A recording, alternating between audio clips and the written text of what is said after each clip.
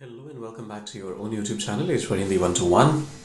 आज हम पूरी की पूरी एक इंग्लिश कहानी है द अगली डकलिंग, इसको करेंगे ट्रांसलेट हिंदी में और देखेंगे कि क्या वो नुआंसेस होते हैं, क्या वो बारीकियां होती हैं इंग्लिश की जो आपको भी जाननी चाहिए, जो आपको भी समझनी चाहिए। करते हैं शुरुआत। द अगली डकलिंग, अगली का मतलब होता है बदसूरत और डकलिंग का मतलब होता है जो बत्तख होते हैं, उनके जो बच्चे होते हैं उनको आप डकलिंग कहते हैं। तो अगली डकलिंग मतलब बदसूरत बत्तख का बच्चा। फिर आता है once upon a time there was a mother duck with her eggs. एक समय की बात है, वंस अपॉन अ टाइम के लिए आप कहते हैं एक समय की बात है।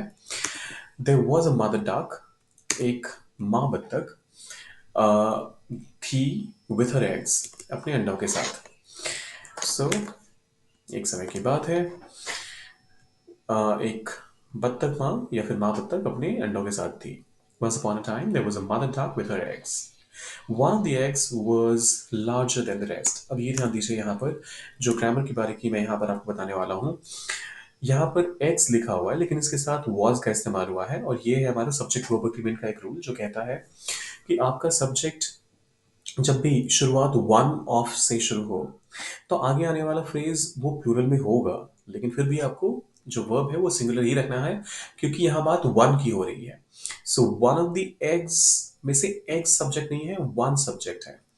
सो अंडों में से एक जो था, one of the eggs was, अंडों में से एक था लार्जर, मतलब बड़ा था, देन द रेस्ट, बाकियों से। सो एक अंडा बाकी अंडों से बड़ा था। ये हुआ हमारा दूसरा statement. One of the eggs was larger than the rest when the egg hatched. जब, अब देखिए अंडे हैच होने के दो मतलब हो सकते हैं। अंडे को जो भी मादा होती है, जो भी फीमेल डक होती है, वो जो से सेकती है उसके लिए भी आप हैच वर्ड का इस्तेमाल करते हैं। और फिर जब वो फूटते हैं और उनमें से डकलिंग्स निकलते हैं तो उसके लिए भी हैच वर्ड का इस्तेमाल होता है। So when the egg hatched, अब बाकी अंडों की बात नहीं हो रही है यहाँ पर, यहाँ उस अंडे की बात हो रही है जो बाकी अंडों से अलग था, बाकी अंडों से बड़ा था। So when the egg hatched, जब वो अंडा फूटा, out came a very ugly duckling. अब ये देखिए यहाँ पर came out a very ugly duckling या फिर a very ugly duckling came out, ये भी कहा जा सकता था, लेकिन ये एक इडियोमैटिक एक्सप्रेशन है जिसका मतलब होता है कि बाहर आया। अब इंस्टेड ऑफ सेइंग कि a very ugly duckling came out, जिसका मतलब ये होगा कि एक बड़ा ही बदसूरत बत्तख बाहर आया उसमें से, लेकिन यहाँ पर एक अलग फ्रेजिंग में दिखाने की कोशिश कर रहा हूँ जिसकी वजह से मैंने लिखा हुआ है out came a very ugly duckling. So when the egg hatched, out came a very ugly duckling. The other animals in the farm laughed at him. The other animals, बाकी जानवर, in the farm, जो उस खेत में थे, laughed at him, उस पे हंसे या फिर उसका मजाक उड़ाया। So खेत के दूसरे जानवरों ने उसका मजाक उड़ाया या फिर उस पर हंसे। They called him ugly and made fun of him. उन्होंने उसे बदसूरत बुलाया और made fun of him मतलब फिर से उसका मजाक उड़ाया। अब यहाँ पर ये मजाक करने वाली बात नहीं है, यहाँ पर मजाक उड़ाने वाली बात है। क्रैक जोक्स मतलब मजाक करना, शेयर जोक्स मतलब मजाक करना, लेकिन जब आप किसी का मेक फन की बात करते हैं या फिर मॉक करते हैं तो उनका मतलब होता है मजाक उड़ाना, जो कि एक नेगेटिव एक्सप्रेशन है, जो कि एक नेगेटिव थॉट है। द पुअर डकलिंग, अब यहाँ पर पुअर का मतलब गरीब से तो नहीं है, बेचारी बत्तख या फिर बेचारा बत्तख जो था, या बत्तख का बच्चा क्योंकि डकलिंग कहा जा रहा है, सो बेचारा बत्तख का बच्चा जो था was very sad and lonely, बहुत उदास था, बहुत दुखी था और अकेला था। तो मैं यहाँ पर टाइप कर रहा हूँ, मतलब पेस्ट कर रहा हूँ, बेचारा वो बत्तख का बच्चा बहुत दुखी और अकेला था। He left the farm and wandered through the fields. He left the farm. वो खेत से बाहर आ गया, उसने खेत छोड़ दिया और wandered around. अब ये मैं पहले भी बता चुका हूँ पिछले स्टोरी में भी कि जब आप वंडर की बात करते हैं, WONDER वाले वंडर की, तो इसका मतलब होता है कि आश्चर्य अगर नाउन फॉर्म में देखा जाए, और अगर आप इसे एज अ वर्ब इस्तेमाल करते हैं तो इसका मतलब होता है सोच विचार करना। I was wondering what to wear. मैं सोच रहा था कि क्या पहनूं। लेकिन यहाँ ये जो WANDER वाला वंडर है, इसका मतलब होता है इधर उधर भटकने से। सो उसने खेत छोड़ दिया और इधर उधर भटकने लगा। He left the farm and wandered through the fields. He met a group of wild ducks, but they chased him away. अब देखिए, चेज अवे का मतलब होता है किसी के पीछे दौड़ के उसे भगा देना। ही मेट, वह मिला, a group of wild dogs, एक ग्रुप जो था किनका, बत्तखों का एक झुंड जो कि जंगली था, जो कि डोमेस्टिकेटेड नहीं था। तो उनसे मिला, लेकिन उन्होंने उसे भगा दिया, उन्होंने उसे चेज अवे कर दिया, मतलब उसके उसके पीछे भाग के उसको परेशान करके उसे भगा दिया। The ugly duckling then went to a pond and met some swans. The ugly duckling, जो बदसूरत बत्तख का बच्चा था, एक तालाब में गई, मतलब गया, देन फिर वो देन वेंट गया टू अ पॉन्ड, एक तालाब में, एंड मेट सम स्वॉन्स, और मिला कुछ। स्वान मतलब होता है आपका हंस, तो कुछ हंसों से मिला।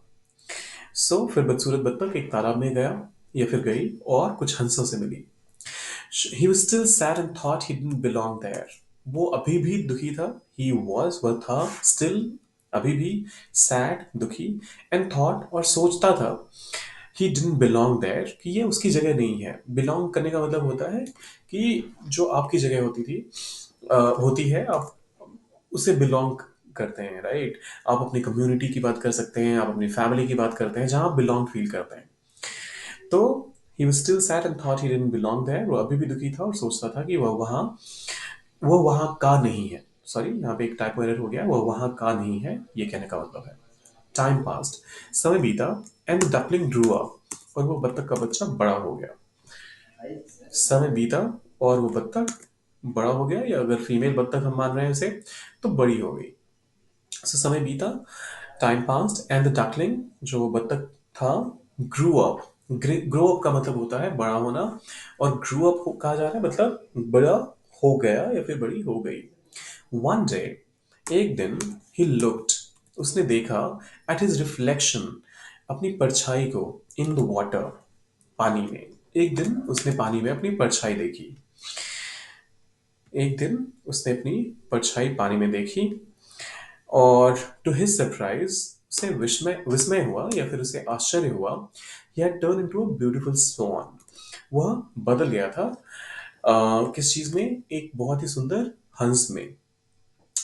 टू हिज सरप्राइज, उसके उसे आश्चर्य हुआ ये देखकर, या फिर हैरानी हुई ये देखकर, that he had turn into का मतलब होता है, ये मैंने कल ही कवर किया था।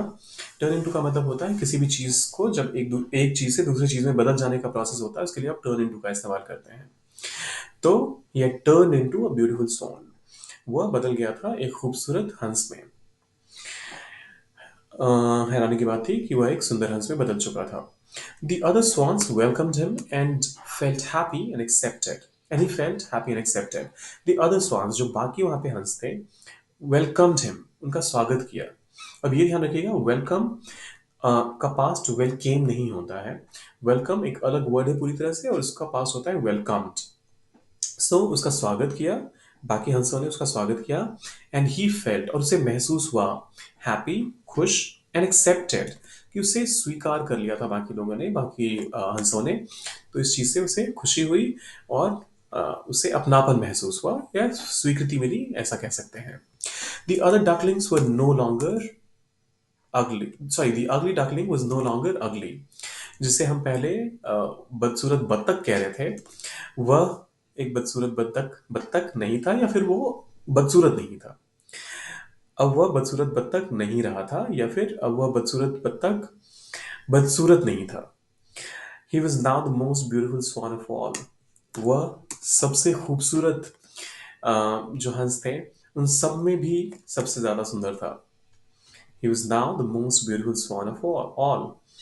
सारे बत्तखों में वो सबसे सुंदर था। He realized that beauty is not just on the outside but also comes with growth and time. What a deep message. He realized, उसे महसूस हुआ, that beauty, खूबसूरती या सुंदरता सिर्फ बाहर से नहीं है, सिर्फ बाहर से नहीं होती, बल्कि on the but also comes, आती है ये, विथ ग्रोथ, जैसे-जैसे आप विकास करते हैं, जैसे-जैसे आप बड़े होते हैं और समय बीतता है, तो उसके साथ भी सुंदरता आती है। वो सुंदरता आपके एक्सपीरियंसेस के थ्रू आती है, वो सुंदरता कई बार आप अपने तरह के लोगों के साथ जब होते हैं, तब आती है। तो ये चीज़ उसे समझ आई। The duckling now lived happily with his new family of swans. जो जिसे हम शुरुआत में बत्तख का बच्चा समझ रहे थे, वो रहने लगा। नाउ लिव्ड हैप्पीली, खुशी खुशी, with his new family of swans, अपने नए हंस परिवार के साथ रहने लगा। तो यहाँ पर होती है ये वाली कहानी खत्म। हिंदी फॉन्ट में भी डाल देता हूँ। Duckling now lived happily with his new family of swans. कैसी लगी कहानी बताइएगा ज़रूर, और जाने से पहले लाइक शेयर सब्सक्राइब करके जाइएगा, क्योंकि ऐसे वीडियोस हर रोज़ आते रहते हैं।